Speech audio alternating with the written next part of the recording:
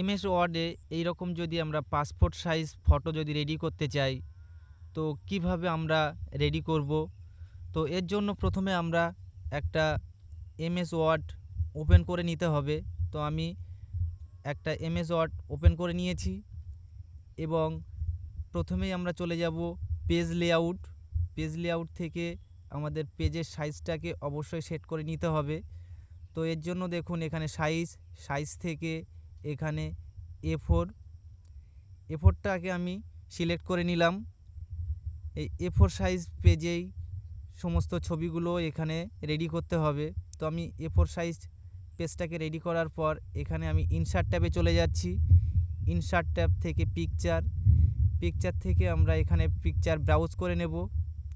দেখুন এই ছবিটাকে আমি নিয়েছি। তো এই ছবিটাকে প্রথমে আমি এটাকে ক্রপ করে নেব।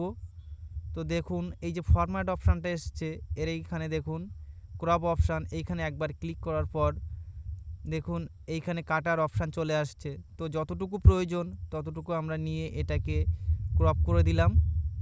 এবার ছবিটির উপর আবার ক্লিক করব এবং দেখুন এখানে ফরম্যাট অপশান চলে এসেছে। এবার ফটোর সাইজটাকে আমরা অ্যাডজাস্ট করব। তো এর জন্য দেখুন এখানে এই হাইটটাকে আমি মুছে দিচ্ছি। এখানে লিখছি দেখুন 1.6, এখানে আমি 1.6 এবং নিচটাতে এখানে 1.223 থেকে 29 পর্যন্ত এখানে আমরা দিতে পারি। তো আমি মোটামুটি একটা পাসপোর্ট সাইজের ফটোটাকে রেডি করে নিয়েছি। এরপর এর সাইডে বর্ডার দিতে হবে। তো আমি বর্ডারটা দেব। দেখুন ছবিটাকে প্রথমে ক্লিক করলাম এবং ফরম্যাট অপশান চলে আসছে। দেখুন এখানে ফরম্যাট অপশান, এখান থেকে পিকচার বর্ডার, দেখুন এই যে পিকচার বর্ডার, এই বর্ডারে একবার ক্লিক করার পর এখান থেকে আমরা উইডথ এইখানে চলে যাব এবং এখান থেকে ফটোটার কতটা চওড়া বর্ডার সেটা এখান থেকে সিলেক্ট করে নেব। দেখুন আমি এটাকে সিলেক্ট করে নিয়েছি। এবার ছবিটা মোটামুটি একটা রেডি হয়ে গেছে। এটাকে এবার মুভ করব।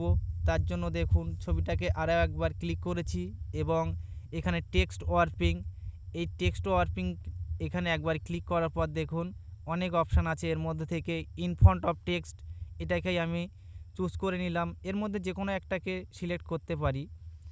তো দেখুন এবার ছবিটাকে খুব সহজেই মুভ করতে পারছি। তো ছবিটাকে প্রথমে পজিশান মতো বসাতে হবে।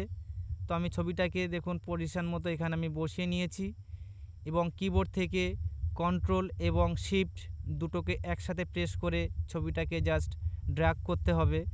করলেই দেখুন এখানে কপি হয়ে যাচ্ছে। কন্ট্রোল ধরলে কপি হবে এবং শিফট যদি আমরা চেপে ধরি সঙ্গে, তাহলে ছবিটা বরাবর থাকবে, অর্থাৎ সমান্তরালভাবে ওটা কপি হয়ে যাবে। তো দেখুন একই লাইনে এটাকে আমি পরপর ছবিগুলোকে কপি করে নিয়েছি। এবার জাস্ট কন্ট্রোলকে চেপে ধরে রাখবো। কিবোর্ড থেকে কন্ট্রোলকে চেপে ধরে ছবিগুলোর উপর একবার করে ক্লিক করব। তো প্রত্যেকটা ছবি কিন্তু আমাদের সিলেক্ট হয়ে গেছে। এবার আমরা নেভিগেশন কি অথবা এটাকে আমরা মুভ করতে পারি। দেখুন এটাকে পেজের সেন্টার করে নিলাম, অথবা আমরা হোমে গিয়ে এখানে আমরা অ্যালাইনমেন্ট করতে পারি, মিডিল অ্যালাইনমেন্ট করতে পারি এটাকে। দেখুন এই টোটাল সিলেক্ট করা এই ছবিটাকে একই রকমভাবে কন্ট্রোল এবং শিফট প্রেস করে ধরে ছবিগুলোকে আমি পরপর কপি করে নিচ্ছি। এখানে যতটা আমাদের প্রয়োজন, যতটা কাস্টমারের প্রয়োজন ছবির, সেই কটা আমরা এখান থেকে সিলেক্ট করতে পারি। তো আমি পুরো পেজটাই দেখুন আমি এই ছবিগুলোকে কপি করে দিচ্ছি।